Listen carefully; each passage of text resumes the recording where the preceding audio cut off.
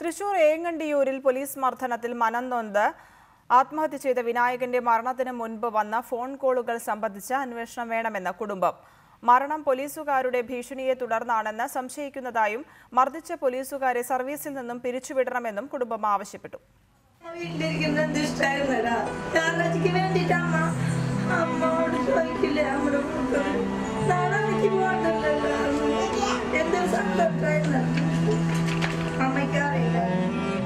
വിലാപങ്ങൾ ഒടുങ്ങുന്നില്ല വിനായകന്റെ വീട്ടിൽ.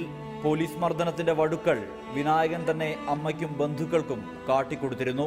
ചേച്ചിമാരെ നടിച്ചിട്ട് ഇവിടെ രക്തത്തിന്റെ ഇതുണ്ടായിരുന്നു, നെഞ്ഞത്തൊക്കെ കുത്തിയ പാടുക. പക്ഷെ ഞാൻ അത്ര ആലോചിച്ചിട്ട് അയ്യോ ഇപ്പൊ കാലമ്മയ്ക്ക് കാണിച്ച നീര് വന്നിട്ട് അമ്മ ലാടനും കൊണ്ടൊക്കെ ചവിട്ടി. വിനായകന്റെ ശരീരം തല്ലിനുറുക്കി ആത്മഹത്യയിലെത്തിച്ച പോലീസുകാരുടെ സസ്പെൻഷൻ നടപടിയിൽ കുടുംബത്തിന് തൃപ്തിയില്ല. ഇത്തരക്കാരെ സർവീസിൽ നിന്നും പിരിച്ചുവിടണമെന്ന് കുടുംബം.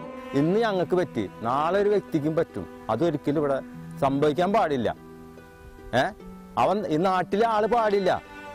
അവൻ ആ ജോലിയെടുത്ത് ദൂരെ കളഞ്ഞിട്ട് ഞങ്ങളെ പോലെ കൂലി പണിക്കാരനായിട്ട് നടക്കണം. മരണത്തിന് തൊട്ടുമുമ്പ് വിനായകന് വന്ന ഫോൺ കോളുകളിൽ ദുരൂഹതയുണ്ട്. പോലീസ് വിളിച്ച് ഭീഷണിപ്പെടുത്തിയതാകാം ആത്മഹത്യക്ക് കാരണമെന്ന് ബന്ധുക്കൾ സംശയം പ്രകടിപ്പിക്കുന്നു. അത് ഷുവറാണ്, അത് പോലീസുകാർ തന്നെ ആയിരിക്കണം. അല്ലെങ്കിൽ പിന്നെ ഈ പോലീസുകാർ പിടിച്ചതിന്റെ വിഷമത്തിലാണ് ഇവരിത് ചെയ്യുന്നതിനിടയിൽ തലേദിവസം തന്നെ ചെയ്യാം. ഈ ആത്മഹത്യ മറ്റുള്ള കാര്യങ്ങൾ എന്ത് തന്നെ ആയാലും ഇവന് തലേദിവസം ചെയ്യാം, അത്ര ഇതിൽ നിൽക്കുമ്പോൾ.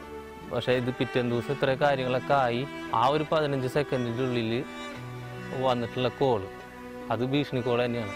അത് ഞങ്ങൾക്ക് ഉറപ്പാണ്, ആ പോലീസിന്റെ ഭാഗത്ത് നിന്ന് തന്നെ ഉണ്ടായിട്ടുള്ളത്. വിനായകന്റെ മരണം സംബന്ധിച്ച് മറ്റേതെങ്കിലും ഏജൻസികൾ അന്വേഷണം നടത്തണമെന്നാണ് കുടുംബത്തിന്റെ ആവശ്യം. ക്യാമറമാൻ ഷഹീർ ഗുരുവായൂരിനൊപ്പം സുർജിത് അയ്യപ്പത്ത്, റിപ്പോർട്ടർ, തൃശൂർ.